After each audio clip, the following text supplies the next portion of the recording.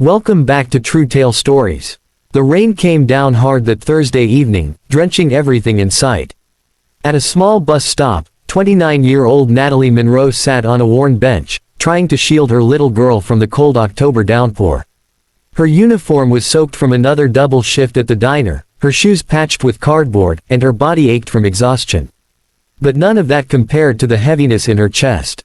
Inside her purse was an eviction notice, 3 days left before she and her daughter would lose their home. Beside her sat Lily, just 4 years old, clutching a one-eyed teddy bear named Mr. Buttons. "Mama, are you crying?" Lily asked softly. Natalie quickly wiped her eyes and smiled weakly. "No, baby. It's just the rain on my face." But children always know the truth. Lily pressed closer to her mother, trying to keep her warm. The bus was late, again.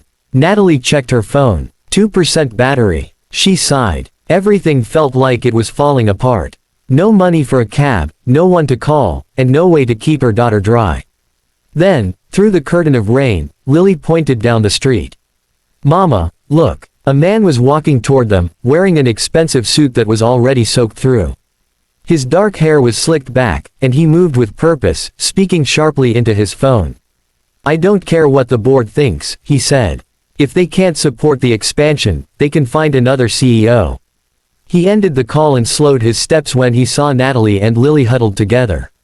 For a moment, he just stood there in the rain, staring. Then something softened in his expression. "Excuse me," he said gently.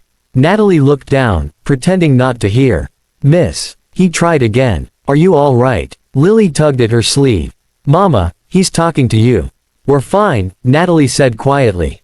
The man studied them, Natalie's tired face, the soaked diner uniform, the trembling little girl wrapped in her mother's thin jacket.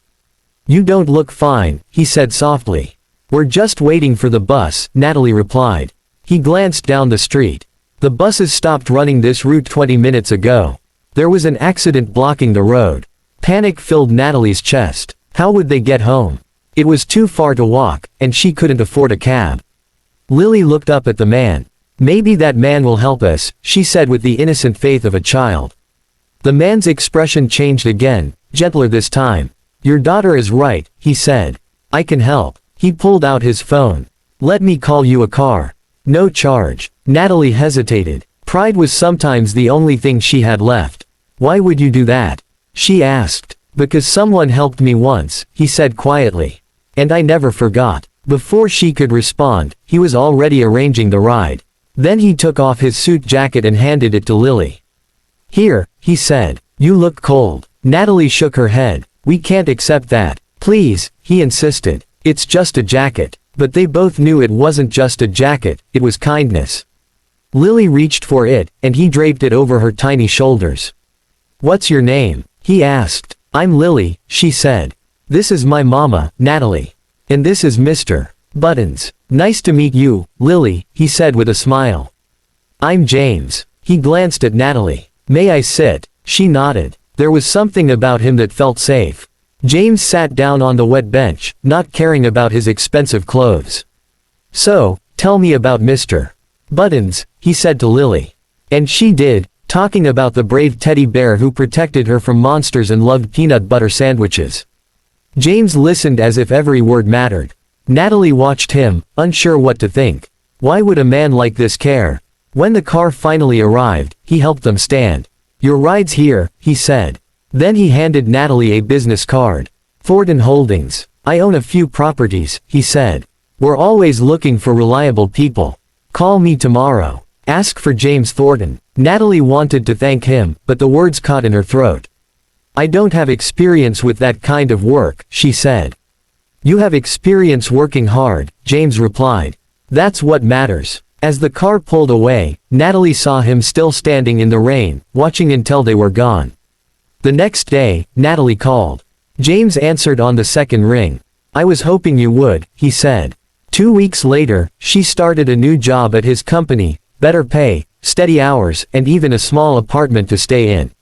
No deposit required. Over the following months, James often stopped by her desk, sometimes to talk about work, sometimes just to talk. He met Lily again one evening when he drove them home in the rain. Lily's eyes lit up. "Mr. James, you came back," she squealed. "I promised I would," he said with a grin, holding up a tiny button. "For Mr. Buttons. He needs a new eye." And right there, in Natalie's small living room, the wealthy CEO sat sewing a teddy bear's eye back on while Lily giggled beside him. 6 months later, James asked Natalie to dinner. "Like a date?" she asked, blushing. "Exactly like a date," he said. "If you're interested." "Why me?" she asked. He smiled softly. "Because the night I met you, you had nothing, and you still chose dignity over despair. You never asked for anything. And you looked at me like I was a person, not a paycheck." 1 year later, Natalie and James were married in a small ceremony. Lily was the flower girl, scattering petals with a grin that could light up the world. During his speech, James said, "A year and a half ago, I thought I was having the worst day of my career. Then I met 2 people at a bus stop in the rain. I thought I was helping them, but they were the ones who helped me remember what truly matters. Sometimes, help comes from the most unexpected places. Sometimes a rainy night leads to a clear tomorrow. And sometimes, the kindness of a stranger can change everything." If this story touched your heart, don't forget to like, share, and subscribe for more stories of hope and unexpected kindness.